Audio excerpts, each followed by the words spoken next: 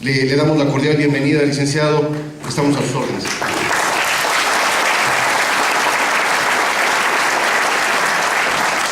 Muchas gracias. En primer lugar, quiero agradecer al licenciado Juan Ayala Evero, presidente del Sindicato Único de Trabajadores del Gobierno Federal, pues que nos haya permitido estar aquí.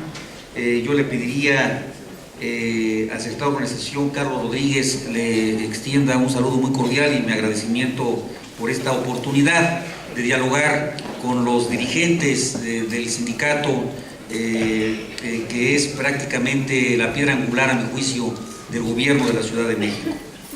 Saludo también a Hugo Pinito, secretario general de la sección 20, a Dilberto Bautista, secretario general de la sección 42, a Salvador Bernal, secretario de Presupuestos, a Roberto Patiño Rocha, presidente de la Comisión de Vigilancia del sindicato, todos ellos como miembros de la Comisión de la Reforma Política del propio sindicato, y que tiene pues a su cargo estar pendiente de lo que ocurre en la Ciudad de México para también velar por la defensa de las bases trabajadoras de la Ciudad de México. En primer lugar, yo les quisiera decir que en política, como en la vida cotidiana, las sorpresas son errores. Aquel político que se sorprende por los acontecimientos es porque no previó a tiempo. Un político que no ve escenarios posibles en su actividad diaria se equivoca frecuentemente y con ello equivoca sus decisiones. Yo les quiero decir a ustedes que yo soy sindicalista. Yo me formé en el Sindicato de Músicos de la República Mexicana desde muy joven. Participé activamente en la defensa de los derechos de los trabajadores como pasante de derecho y luego estuve encargado de los asuntos, algunos asuntos laborales del propio Sindicato de Músicos. Y luego me formé en la CTM y acompañé en los últimos años de su vida a Juan José Osorio Palacios, quien fue un sindicalista ejemplar en este país. Y por ello, pues tengo, digamos, una bien formada visión de lo que es el sindicalismo en México y en el mundo. Yo no concibo un mundo moderno sin un sindicato moderno, sin un sindicalismo moderno. No concibo un cambio democrático sin los sindicatos. Es un viejo debate. Actualmente están en entredicho las actividades de los sindicatos, en el mundo también. Y yo creo que hoy más que nunca debemos rescatar al sindicalismo. Porque una cosa es el viejo sindicalismo, el que lucha por la defensa de los trabajadores, el que lucha constantemente por principios fundamentales ideológicos, políticos, democráticos. Y otra, muy otra, los líderes que deshonran esa figura del sindicalismo. Podemos decepcionarnos de un sindicalista, podemos decepcionarnos de varios líderes de los sindicatos, podemos decepcionarnos de todos los sindicalistas que conozcamos, pero del sindicalismo nunca, porque es, amigas y amigos, un principio fundamental de la vida democrática. Yo por eso soy y seré un defensor del sindicalismo como principio fundamental, número uno. Número dos, soy un incansable defensor del laicismo, de lo laico. Yo no entiendo un Estado también moderno cuando se revuelven los principios dogmáticos con los principios políticos, cuando se revuelven los principios de la metempsícosis, de la transmigración, de la religión, con los principios de la vida cotidiana. Porque todas las religiones del mundo, todas, no hay una sola que no, preparan al hombre para la muerte, al ser humano para la muerte. Y la política es para el más acá, para la vida. Entonces no se puede mezclar. Un ser, un sacerdote, un dirigente religioso debe estar preparando a sus feligreses para ese paso trascendental de la muerte. Creámoslo o no, ese paso es irreversible. vamos a llegar, todos los que estamos aquí y todos los que no están aquí, llegaremos algún día a ese paso definitivo. El sacerdote, en todas las religiones, debe preparar la conciencia de esta persona para ese paso de transmigración, de futuro. La política, al revés, prepara al hombre para esta vida, para el hoy, para la hora. Cuando se mezclan estos dos principios filosóficos, dogmáticos, frente a la vida cotidiana, se corrompen los dos. Por eso, la religión no se puede mezclar con la política. Por esa sencilla razón, no por otras cosas. A veces lo revuelven. Juárez era profundamente religioso, pero también era profundamente laico. Él sabía que una cosa es la religión y que cada quien debe profesar según su creencia esta religión o practicarla, y otra cosa es el Estado, otra cosa es la política. Esa es la segunda malformación o bieninformación, como ustedes lo quieran ver, que tengo. Creo en el sindicalismo, creo en el laicismo. Con estas dos ópticas resumiré a ustedes mi pensamiento en lo que es la reforma política del Estado federal, porque también, número 3, soy federalista. Esa es otra situación de bienformación o malformación, si ustedes quieren ver. Soy federalista versus o en contra del centralismo agobiante. Este país se desarrolló con dos corrientes fundamentales de lucha: los que pensaban que había que tener monarquía y los que pensaban que había que haber república. Los que pensaban que había que tener monarquía y los que pensaban que tenía que haber un presidente de la república, un monarca versus un presidente de la república. También este país se construyó frente a los que pensaban que había que tener una república federal y otros que pensaban que tenía que haber un centralismo.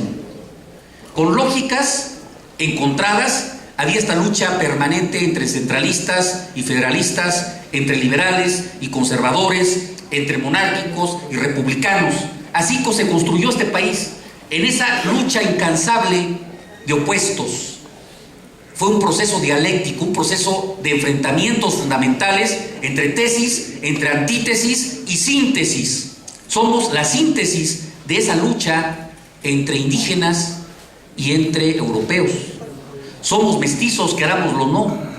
No tenemos, lamentablemente, todavía un indiómetro, una especie de termómetro que nos diga qué tanto somos indios y qué tanto no.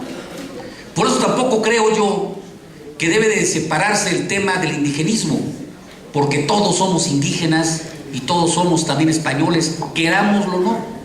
Tenemos muchas cosas de una cultura y tenemos muchas cosas de la otra, y somos producto de un enfrentamiento, de una antítesis y luego una síntesis, que es lo que somos. Y eso es lo que falta en México, falta identidad. Repudiamos lo español y hablamos español. Repudiamos las cosas y somos eso que repudiamos. ¿Somos indios? Sí. ¿Somos españoles también? También. Pero somos más que eso, más que indios somos españoles, somos mexicanos. Y nos falta eso, nos falta identidad. Y eso es, amigas y amigos, lo que creo que tenemos que asumir. Porque decía yo que no tenemos un indiómetro, porque hay leyes que dicen el indígena tiene esto.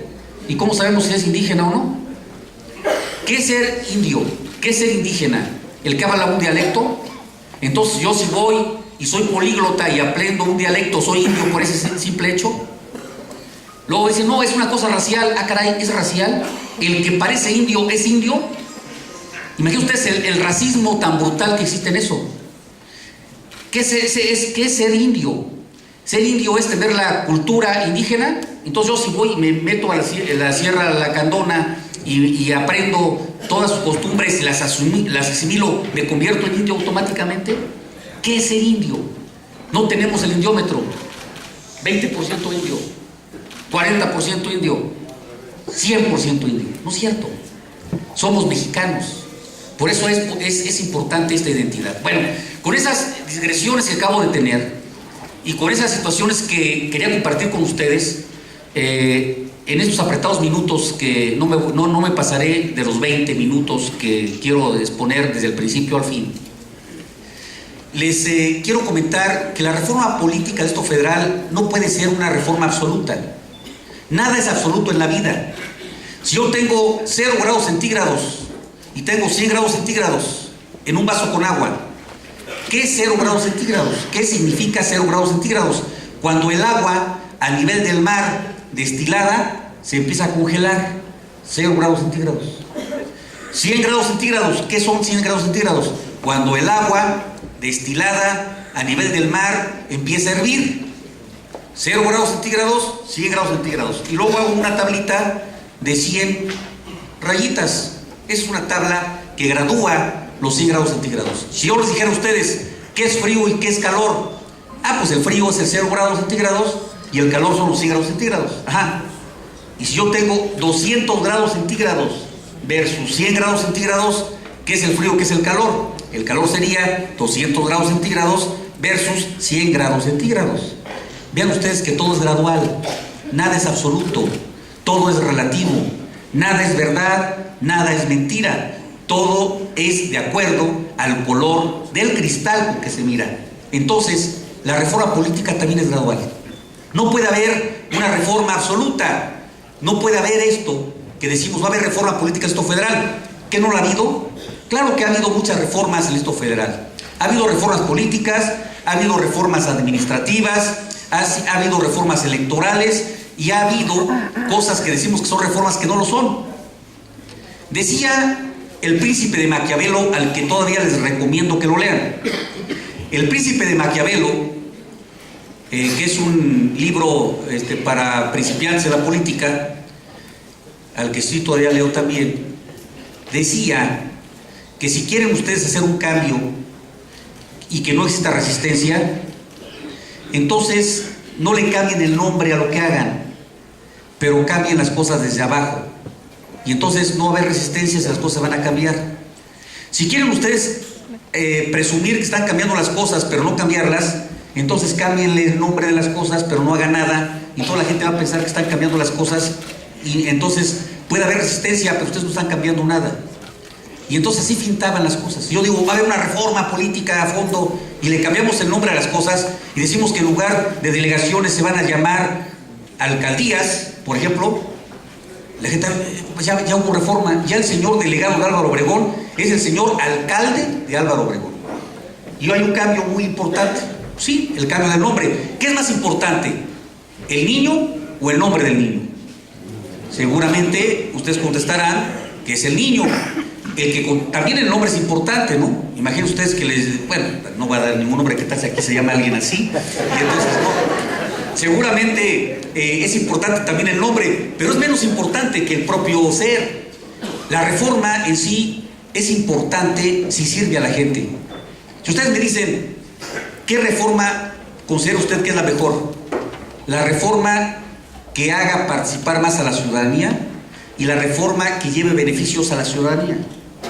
Si no se lleva beneficios a la ciudadanía, no hay reforma que valga. ¿A mí de qué me va a servir que el señor delegado de Álvaro Obregón, lo estoy citando porque yo fui señor delegado de Álvaro Obregón? Eso suena muy bonito cuando dicen uno, señor delegado. Delegado, ¿no? O Jorge. ¿Por qué señor delegado? O sea, siempre esta situación que venimos heredando también del pasado, en esa parte de los españoles. ¿Sabe usted lo que significa don Jorge? Don, ¿sabe qué significa el don? Dale, levante la mano, ¿qué significa? ¿Don? ¿Qué significa don? Cabrón. No, esa es otra cosa. Ese es un sinónimo. No.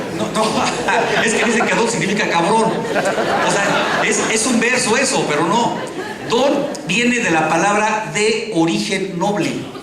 La gente en España que no podía comprar un título nobiliario, entonces, pero que era, por ejemplo, hijo de conde, pero no podía pagar ese título, decía, es que es don Jorge, es el hijo del conde, de origen noble, pero como no tuve lana para pagar el título, pues entonces me quedo con el don. Aparte puede ser cabrón, pero eso no tiene nada que ver en este momento. Bueno, entonces, amigas, amigos, yo creo que la reforma que debe de venir es una reforma que debe servir a la gente. Si no sirve la reforma a la gente, entonces no nos sirve a nadie. Debe ser una reforma que obligue a tener más transparencia en el gasto público. Y aquí sí viene una posibilidad de reforma, que es lo que quisiera comentar con ustedes. Las delegaciones, ¿cómo van a cambiar? No lo dice muy bien clara la reforma, eso tendrá que ser una ley secundaria, en la propia ley orgánica de la Administración Pública del Estado Federal, que tendrá que cambiar, pero lo que se dice aquí, en las 8 iniciativas, hay 8 iniciativas en el Senado, 8, que viene desde la legislatura pasada, del Senado, y actualmente ya se ha completado 8. La 8ª iniciativa la presentaron los compañeros del PRD, y luego otra iniciativa adicional la presentó el senador Delgado, que yo le dije en una mesa a Delgado lo siguiente: oye, pues ustedes no tienen ni pies ni cabeza en lo que están proponiendo, se lo dije. Se sorprendió y me dice: es la reforma más seria que estamos presentando. Digo, pues mira, si fuera seria, hubieran presentado una sola en lugar de presentar 2 o 3 u 8. ¿Por qué no nos sentamos todos y hacemos una iniciativa y la presentamos? ¿Por qué el mismo PRD presenta una y a los 15 días de haber presentado la reforma, el PRD, que la suscribieron todos los senadores, el propio Delgado la suscribió, de pronto presenta otra 15 días después como un adendum a esa reforma? Esto quiere decir que no hubo el tiempo, el estudio necesario para poder decir que estaba completa la reforma. ¿Qué va a pasar con las delegaciones según estas reformas y este dictamen, que todavía es un dictamen preliminar?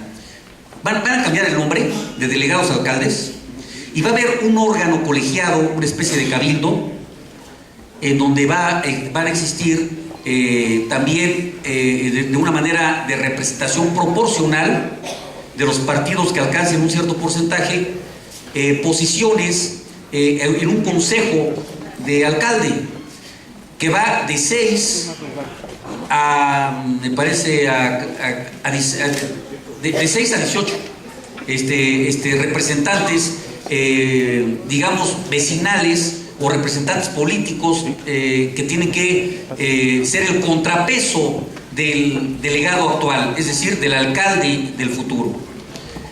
Esto es bueno, creo sí que va a ser necesario que exista una transparencia más democrática de lo que existe ahora, porque ahora el delegado es un rey que por su regalada gana se gasta las cosas en donde quiere. Va caminando el delegado: oiga, delegado, quiero unas banquetas. Oiga, delegado, fíjese que no hay luz. Oiga, delegado, un puente, se les hace. Oiga, delegado, queremos una escuela, se les hace. Se les hace fácil pedir, hijos de la tal. Oiga, queremos un puente, tómese el viernes. Entonces, eso es lo que hace actualmente el delegado. Es decir, hace lo que se le da la gana, no tiene un contrapeso político, administrativo, que ahora sí se plantea en la reforma. Por eso es muy importante este tema. Y yo creo que eso va a ser muy importante. Pero también considero que la rendición de cuentas, que no está contemplada de una manera muy clara, lo tenemos que empujar todos. Rendición de cuentas. Un servidor público que no tenga la posibilidad de rendir cuentas, pasa de noche. Y pasa de noche la administración, y el dinero se va como de noche también. Luego no sabemos ni qué gastamos. Es como el borrachito aquel: oye, yo cobré mi quincena y no sé ni en qué me gasté las cosas. Oye, estabas muy borracho. Sí, estabas muy borracho, estuviste muy gracioso. Oye, qué bueno, ¿y me divertí? No, pues sí te divertiste mucho, ¿verdad? Ya ni te acuerdas. Entonces, imagínense ustedes una administración que no tenga rendición de cuentas. Y eso es lo que estamos empujando. Tenemos que tener rendición de cuentas.